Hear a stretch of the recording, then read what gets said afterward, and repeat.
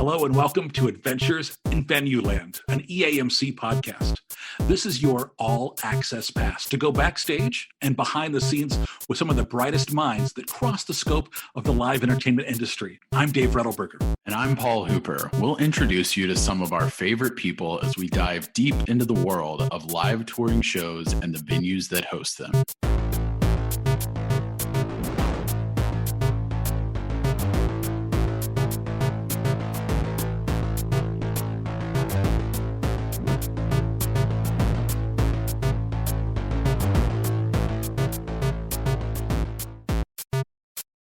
Today's adventure takes us to Chicago. We're going to check in with a 15-year front office employee turned career coach and fan experience consultant.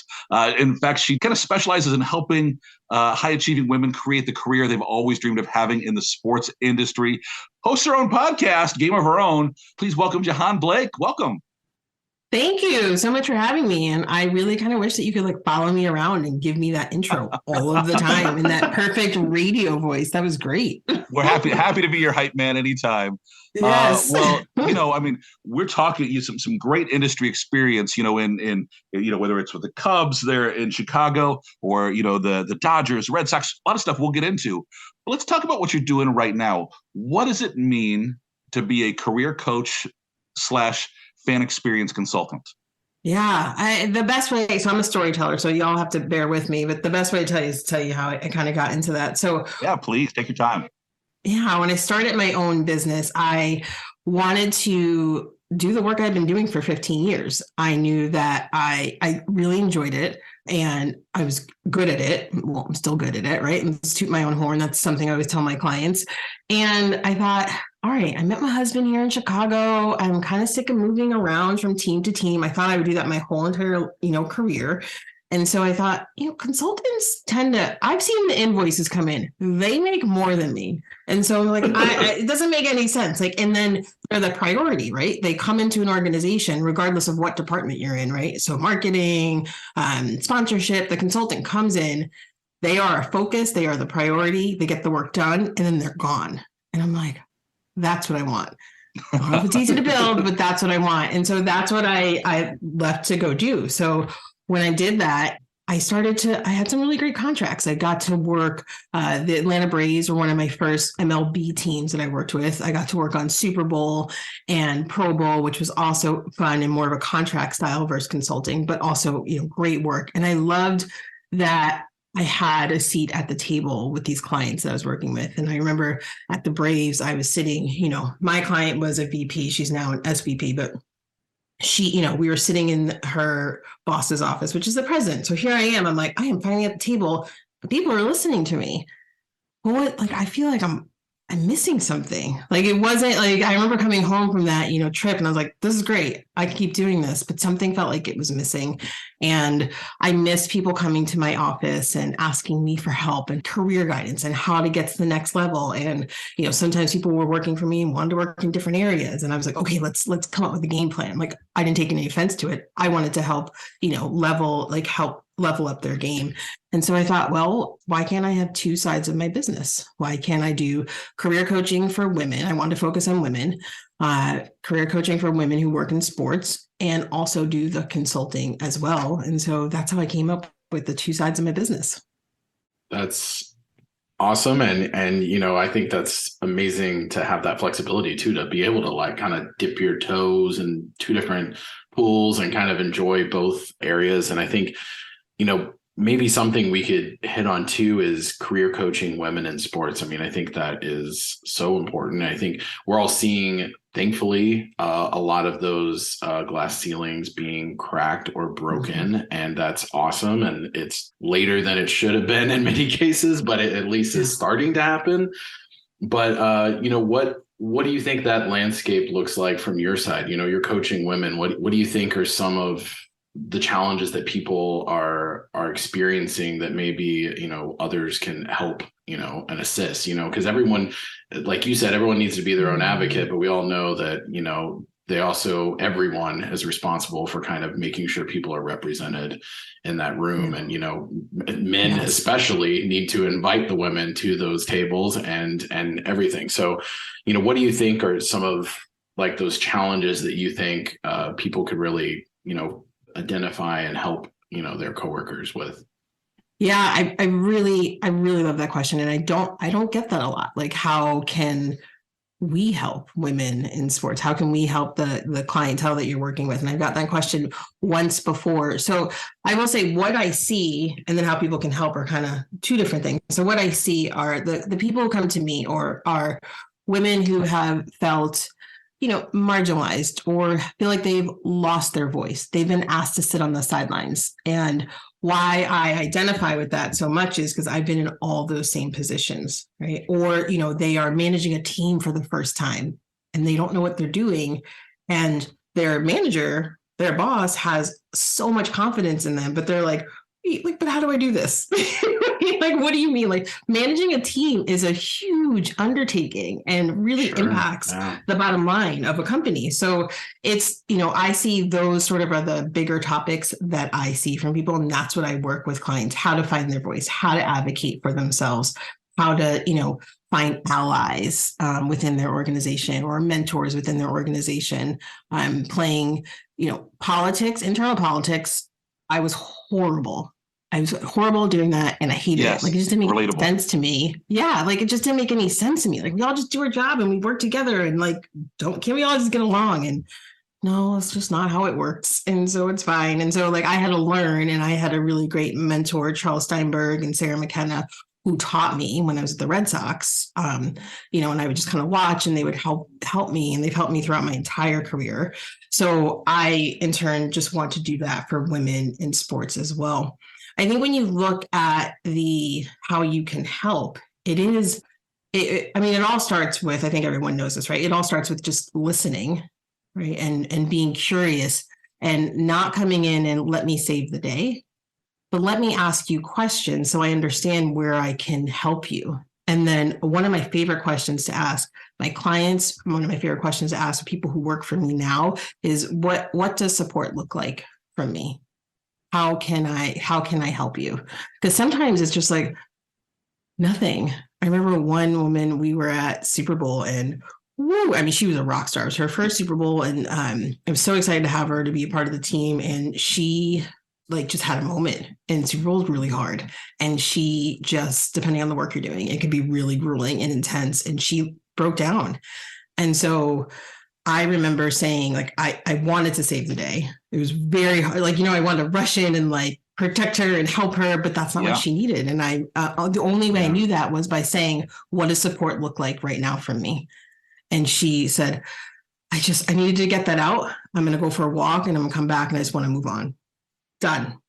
Just go do that. So I think it's being able to listen to your colleagues, being able to ask them what support looks like. So if you're in a meeting and you're in, you see somebody, let's say, I don't know, people keep talking over a female coworker of yours. And then you want to jump in and be like, oh, well, let's hear what she has to say. I think that's great. But then also afterwards, you can say, hey, saw that was going on. If you need to vent, let me know. If you want to talk about that, let me know.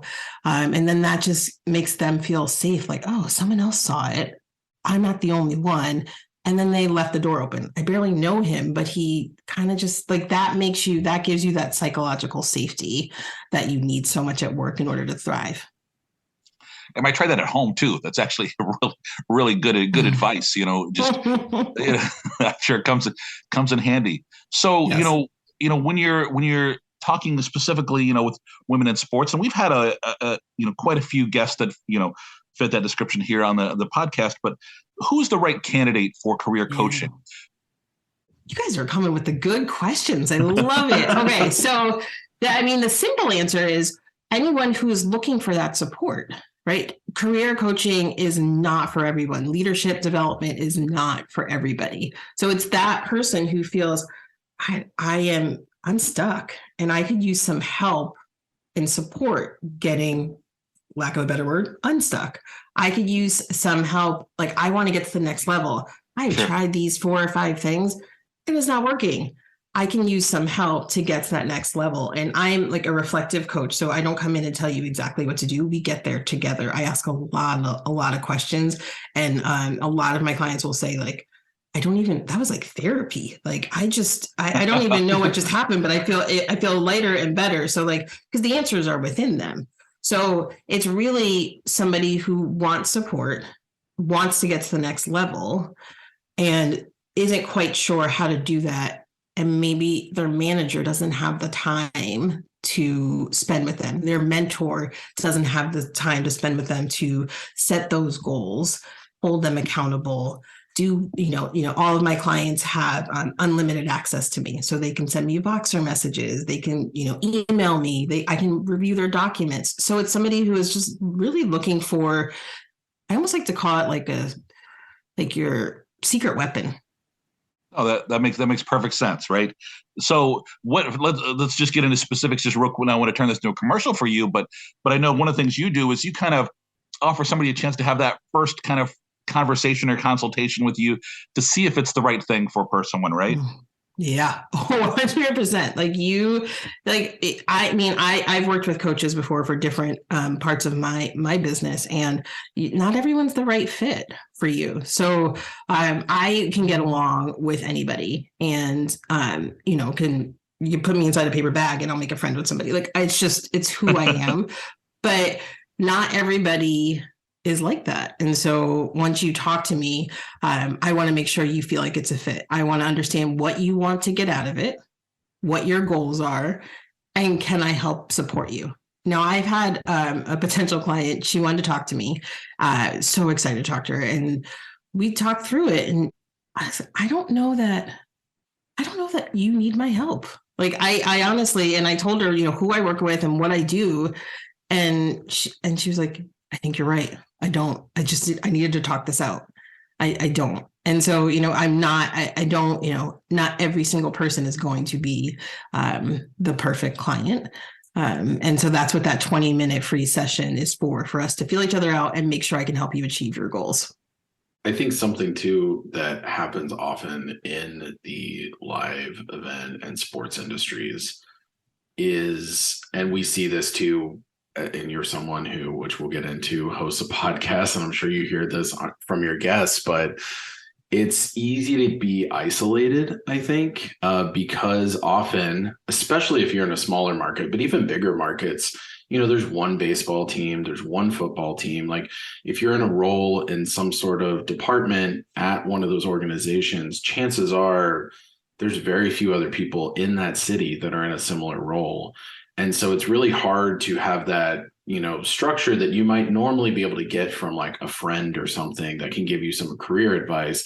Chances are all your friends are working in a different industry, and it's a little bit of a different beast. So I think that is an important thing that you provide, and something that I'm sure you are able to even hone your skill on. Is the more you talk to all these people and see their challenges, you probably start to see some patterns and see, kind of, you have this toolbook of, okay, I've seen, well, this one organization did something similar to that, and here's how they handled it, and here's what they did right and what they did wrong, and maybe you can use it to better your journey. But I think that it is very important for people in live events and sports to really talk to each other, because it's really easy to kind of get trapped in your world, in your city, and feel like there's not a lot of people to lean on.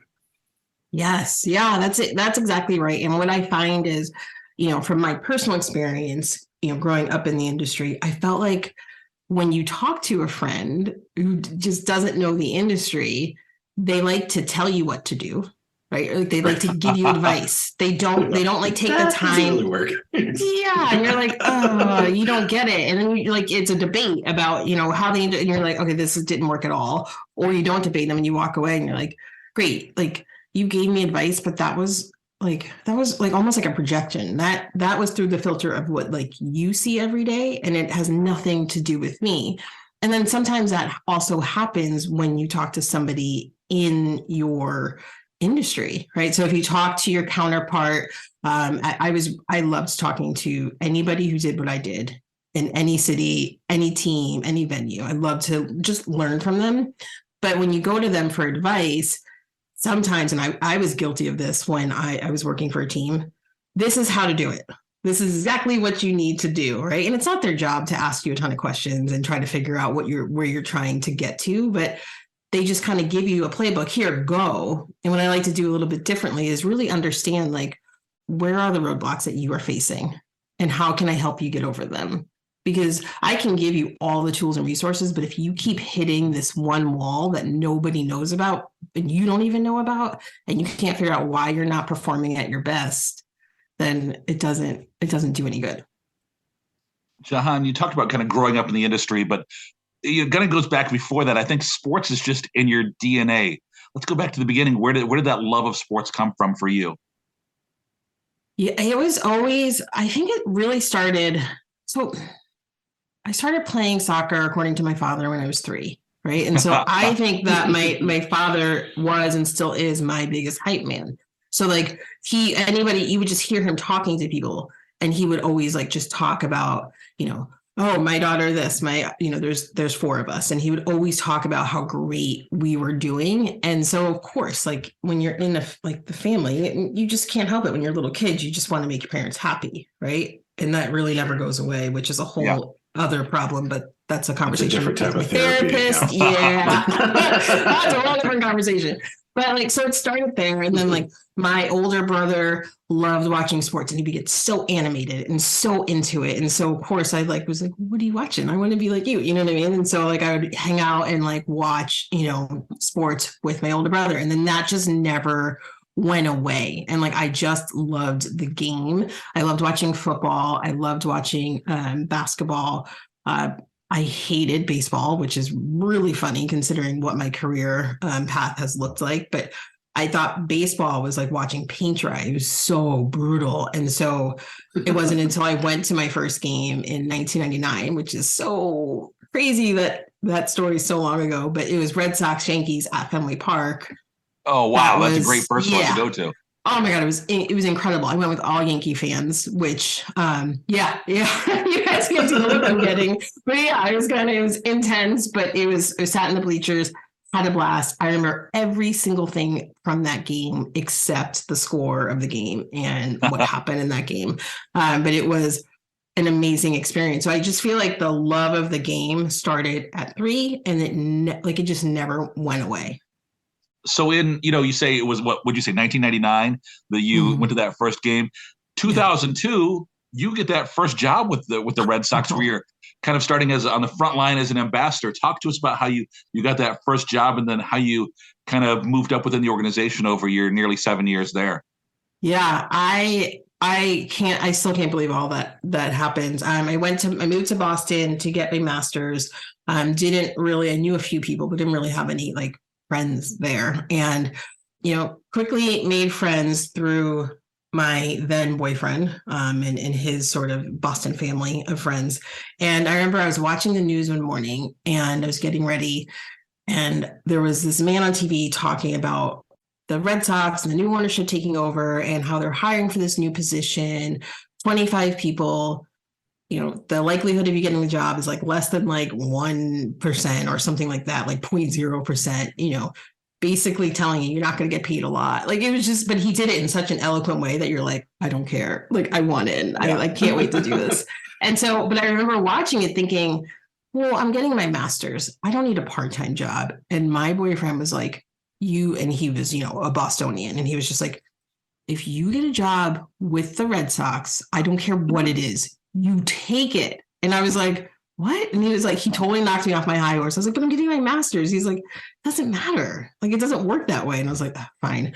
So I applied reluctantly at first. And then I was like, oh, I want this job. It was a 3-month interview process. 4,000 people applied. I'm super competitive. Wow. So then I was like, oh, now I really want it. And so they hired 25 of us. And I'm not good at math, but you can do the math. It was like a less than a 0.0% chance of us getting hired. And the group that we were hired with, and because we were in it wasn't high stress, but it was a very it was a new role. It was challenging. Customer service or fan experience for Boston fans is not not They are very opinionated. Imagine. Oh yeah, very opinionated, and I'm from New Jersey, and I still was like, oh, like we're gonna like, yeah. And so it was a challenging job in that sense. It was my first, real sort of job in sports. And so that group of people, like we really just kind of went through something together, and it was a blast. Like we had so much fun. And then, it was the great run too, right? So I think 2002, we didn't go to the postseason. 2003, we lost the Yankees in the ALCS, I believe. And then it was the first time baseball made me cry. Like I literally cried when I think it was Aaron Boone hit a home run and our season was over. And then 2004, we broke the curse and won. And I was like, but I'm working. And I'm like, I can't believe I'm a part of this. I can't believe I got a World Series ring. I can't believe that we all got flown to St. Louis. And then the same thing happened again in 2007. And I was like, how is this my job? How do I get the same ring that a player does? And we don't, like, when 2004, I didn't know we would get a ring because there was no like social media, right? Like there was, but it wasn't what it is now. So no one's posting pictures when, of their front office ring ceremonies. You don't know those things are coming. There's no TikTok of a box opening with lasers shooting at it. Yes, exactly. Like there's none of that. And so I'm like, it was a special time.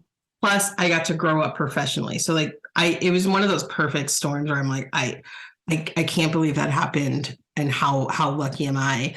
And like, that's when I got thrown in the fire for managing people. Right. And I didn't know what I was doing. And that's when I realized like, oh, there's not a lot of Black people here, huh? Like in this office and like, or Boston in general. So it wasn't a shock to me. It was just like, oh, okay. And there's not a lot of women. So like, yes, my direct manager, is a female, but she can only do so much, right? She's managing a team of 25 people, plus she's got 1,000 other things to do.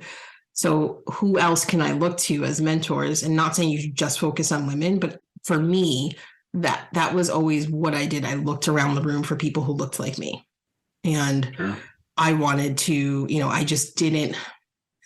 Men wanted to tell you what you should do, and women were nurturing. And so I always sort of leaned towards, having those conversations with women back then.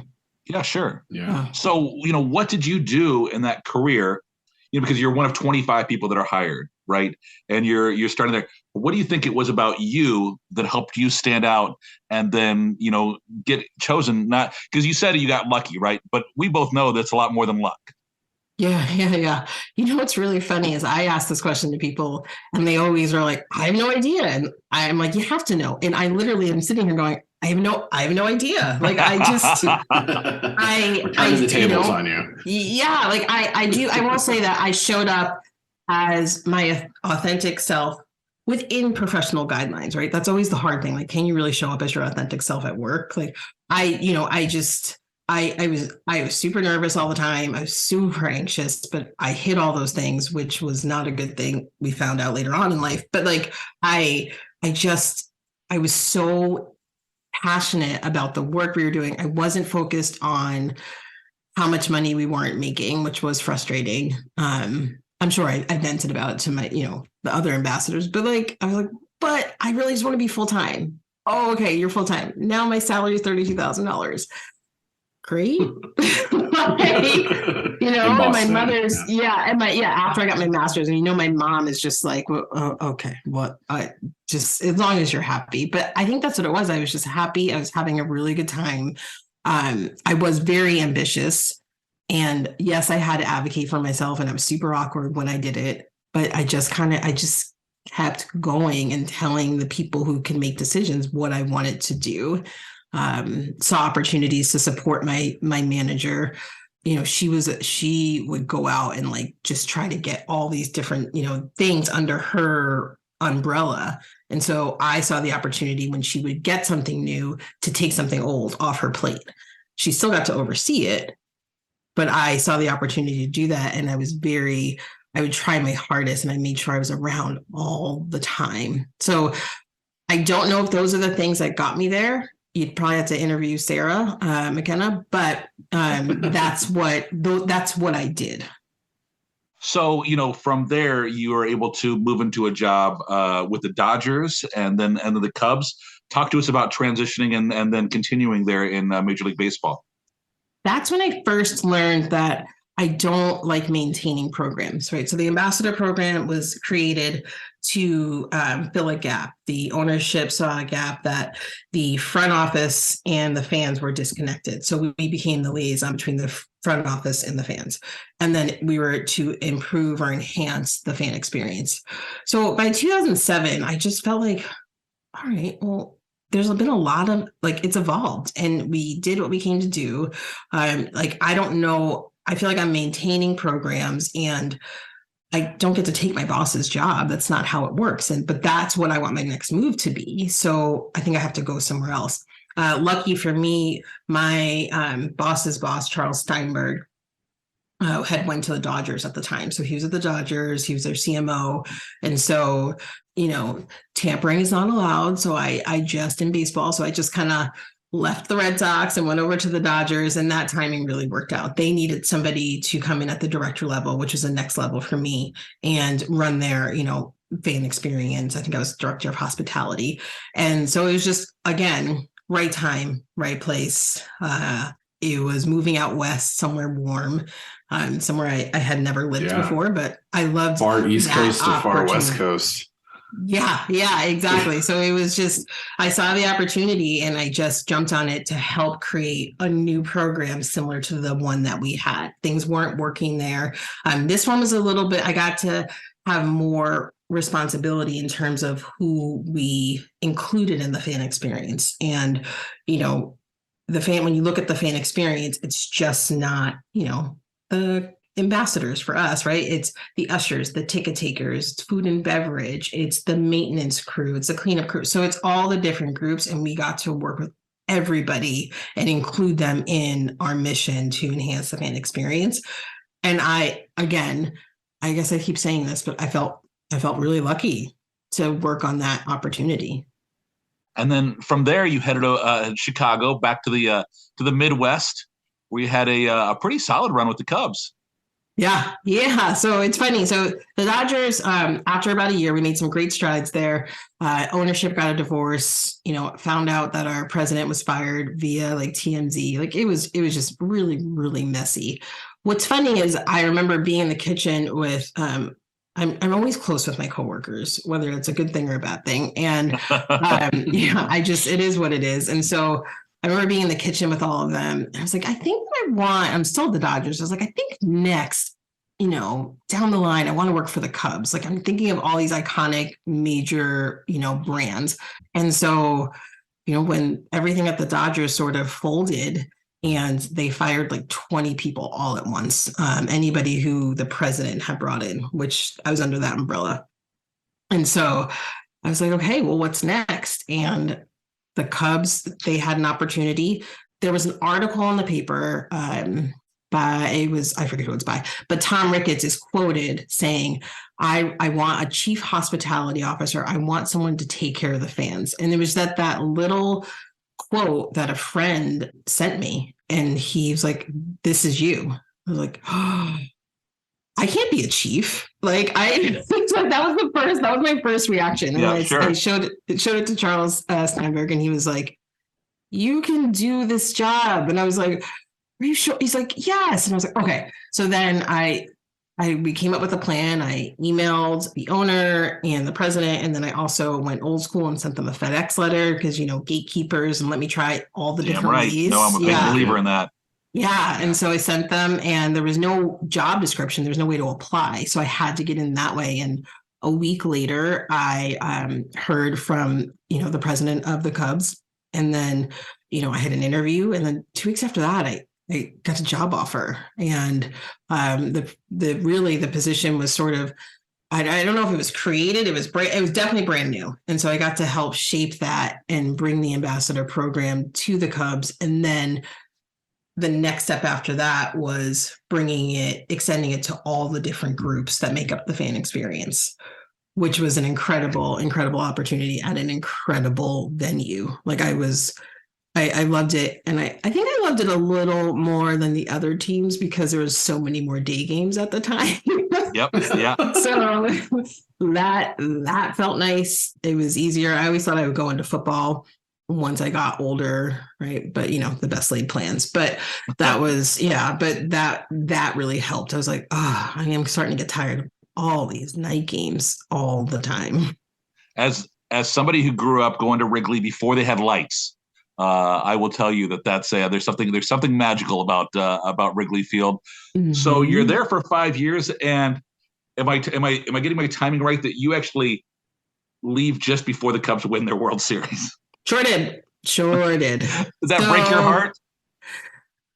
Here's what You set them on that path, though. I mean, the Red Sox broke their curse. You set them up, and then you said, go free and fly, and then you left. Yeah, 100%. And then Theo came there after me. I'm just saying. Yeah.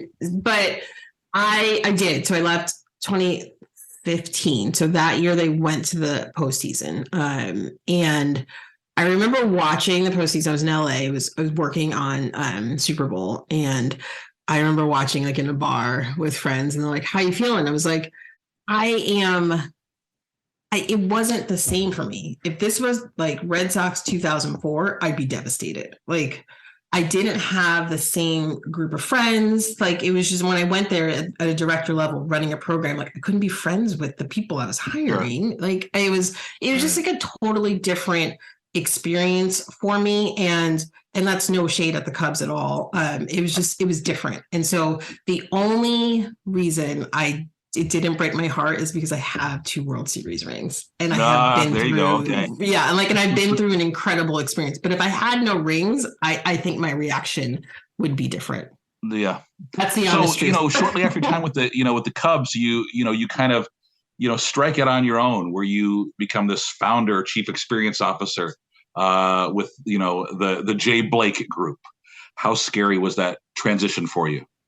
So scary that I was ready to do it. And then somebody gave me advice that validated my fears. Here you go again, people giving you advice, but not asking you any questions about you. Uh-oh. And this was a projection of this person. And he said, you need to go. He's like, what you really want to do is get consulting experience before you become a consultant. I had consulting experience. I was consulting within the Cubs, but he validated a fear of mine. And so I thought, well, you're right. So I got a job working with Deloitte, which is really hard to do. Like after the interview, I cried. I was like, that was the hardest thing I've ever had to do when it comes to interviews. And like, I've had I've worked for 3 teams, and like, that was hard.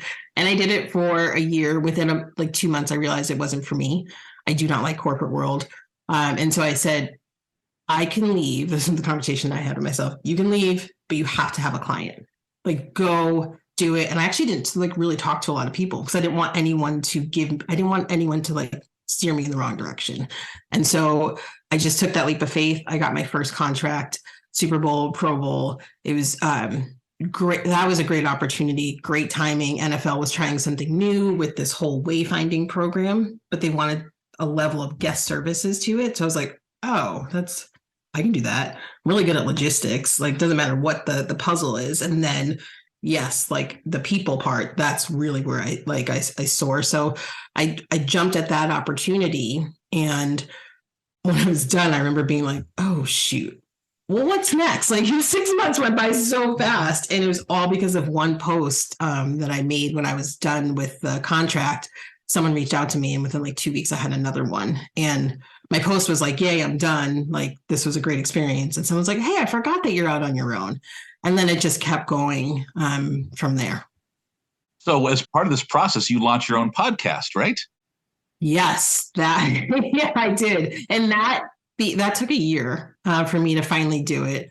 I'm a fact finder, and I'm slow sometimes because I just want to get things right, and I want it to be perfect. And it's not perfect, but I love doing it.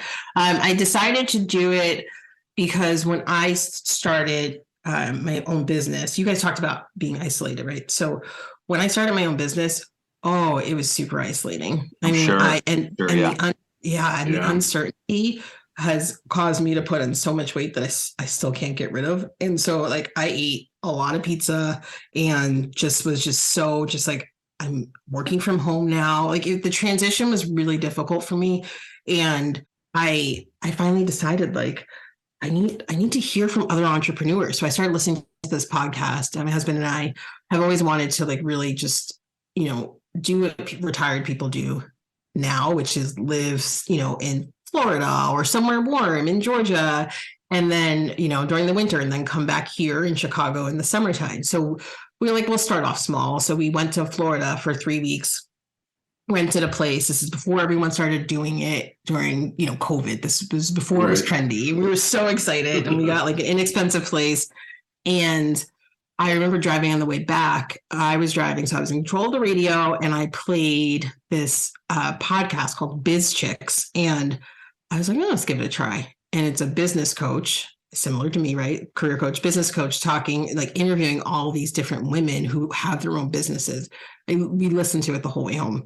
And then, so I listened to it forever. And I was like, this is what I wish I had when I first started in sports. And so that's how I created Game of Her Own. But I was so busy with consulting at that time, and I could only take on like maybe 5 or 6 coaching clients at that time. So I was like, I don't have the bandwidth to start this yet. I want to. And then COVID hit a year later.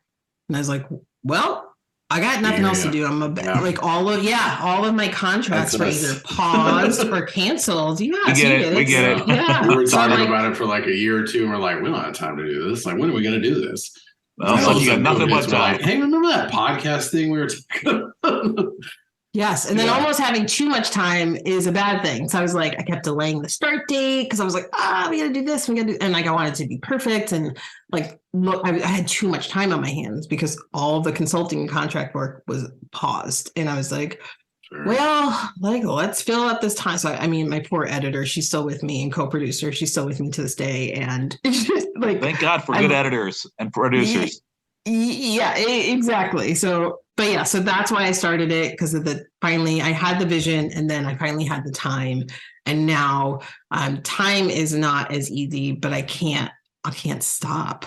Like, you guys know, right? Like, I can't say bye to this. Like, I gotta keep going, because I keep hearing from people how it helps them. Right. And it's is awesome. Yeah. Yeah. Jahaan, I feel like we could go for another hour easily, but I know you're busy. We gotta wrap things up here. If somebody wants to learn more about you, or your business, or reach out, what's the best place for people to find you these days, or even find the podcast? Yes. So podcast is available, Game of Her Own. It's available wherever you get your podcasts. So you can find it in iTunes, Spotify, YouTube, all the things. And then you can email me. That's the easiest way. Sometimes people don't like Instagram or LinkedIn. So jblake@jahaanblake.com. Super simple. And then, my website, jahaanblake.com. And then I am on not all the socials. That's too much. But I am on Instagram and LinkedIn at Jahaan Blake. So people can follow me there. That's where I share a lot of tips and easy, free things for people to kind of sort of pick up on and motivate them to just kind of get through their day. And I'll mention Jahaan is Jahaan, Blake, yes. Traditional spelling. So yeah. So hey, can't tell you how much I appreciate your time. I love what you're doing to help people in the industry. I think it's great, and definitely look forward to checking out the pod. Yes, thank you, Dave. Paul, this was so much fun. I really love talking to you. Really could have talked to you guys all day long. And a big thanks to everybody for listening to this episode of Adventures in Venueland. Remember, you can subscribe and find more episodes, just like Jahaan, wherever you listen to your favorite podcasts. We'd love your 5-star reviews so you can help others find us. Until the next adventure, I'm Dave Rettelberger. And I'm Paul Hooper. Thanks for listening, everyone.